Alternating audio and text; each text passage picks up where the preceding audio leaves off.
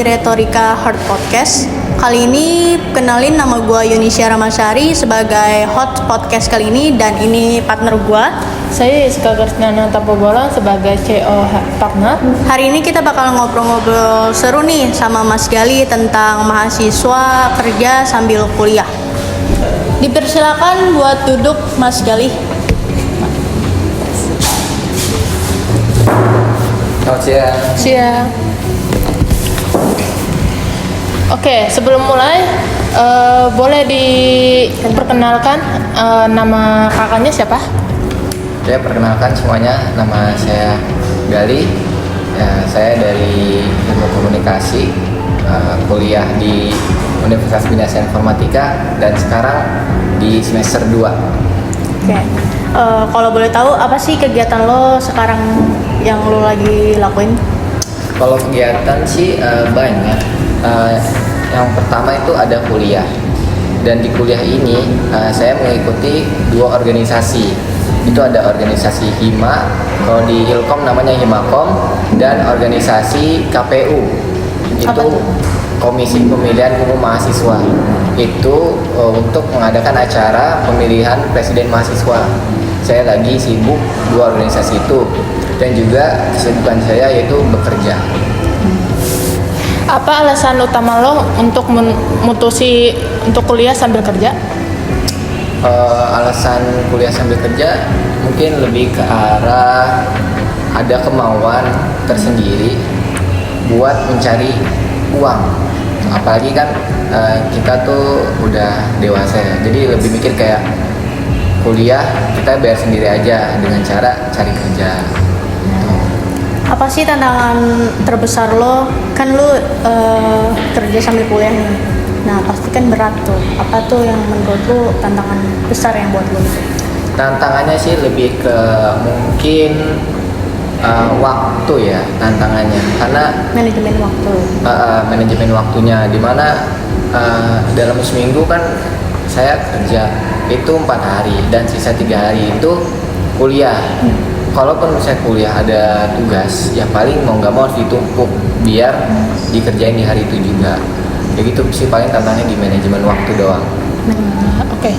Bagaimana sih cara lo untuk mengatur waktu antara kuliah sambil kerja itu? Antara kuliah sambil kerja, mungkin kalau kuliah sambil kerja tuh ngatur waktunya ketika kita sedang kerja, kita tetap profesional kerja. Walaupun kadang sambil ngerjain tugas kuliah, kalau lagi senggang, itu sih mencuri-curi waktu luang aja. Jadi ketika ada waktu luang yang biasa dipakai istirahat atau main, saya lebih dipakai buat ngerjain tugas kuliah. Ya kayak itu resikonya kurang waktu istirahat sama waktu main aja sih. Hal apa yang sampai sekarang ini kayak buat lo bertahan buat tetap kuliah sambil kerja? Karena kan pasti berat banget tuh. Ya betul. Hal yang bikin bertahan ya karena mungkin dengan kesibukan ini saya bisa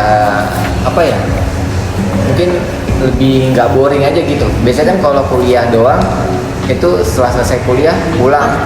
Iya, kalau emang nggak main atau nggak ada duit ya udah di rumah aja gitu, bosen kan. Ya, tapi Berarti lu tidur terus. nyari apa buat Kesibukan juga. Ya, kesibukan biar kayak nggak nganggur aja di rumah. Ya kan kuliah pasti sering nongkrong kan. Kalau nongkrong nggak ada duit makan percuma. Susah juga. Iya, jadi kayak walaupun sering diajak nongkrong, kita yang nggak punya duit ya nggak bakal bisa. Ujungnya juga di rumah aja. Makanya kerja juga buat jajan kuliah sih, biar kalau misalnya ada yang nongkrong, ajak nongkrong ikut aja. Mungkin nongkrongnya bukan nongkrong main ya, tapi nongkrong ngerjain tugas. Oh, berarti kayak tugas kelompok gitu-gitu. Ya, kayak gitu. Itu kan pasti ngeluarin budget buat duit jajan kan. Paling buat situ sih, sama buat diri sendiri aja sih, biar ada pegangan uang. Soalnya kan kita udah gede ya, udah dewasa. Iya, kayak udah nggak dikasih jajan kayak dulu lagi lah. Nggak sebanyak dulu lagi lah ya. Sama aja sih kayak dulu sama sekarang, jajannya sama. ceban-ceban juga dari dulu kan.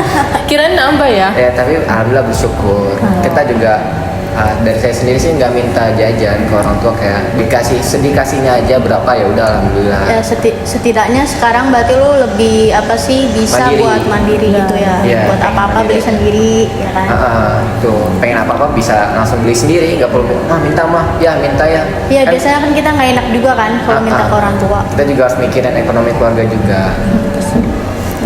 Oke, gimana cara lo ngadapin deadline tugas yang numpuk di saat lo kerja juga pas mepet gitu?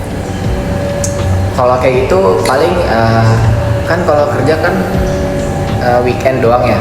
Iya sih. Nah di weekday-nya itu yang seharusnya kuliah itu dipakai buat ngerjain tugas-tugas yang numpuk. Tapi terstrukturin dulu mana yang deadline-nya lebih cepat itu dikerjain terlebih dahulu. Yang deadline-nya agak lama itu nanti dulu gitu. Jadi yang deadline-nya lebih dulu itu dikerjain duluan. Itu dikerjanya pas kuliah, di hari-hari kuliah kayak weekday. Kan kalau weekend ya kita kerja. Tapi kalau misalkan kayak presentasi gitu kan pasti mepet-mepet tuh. Iya betul tuh. Ya mau nggak mau itu nggak tidur. Begadang ya. Ya pulang kerja langsung kerjain PPT-nya, presentasinya buat besok. Ya alhasil ya PPT-nya sih lancar, cuman ngantuk di kampus gitu doang.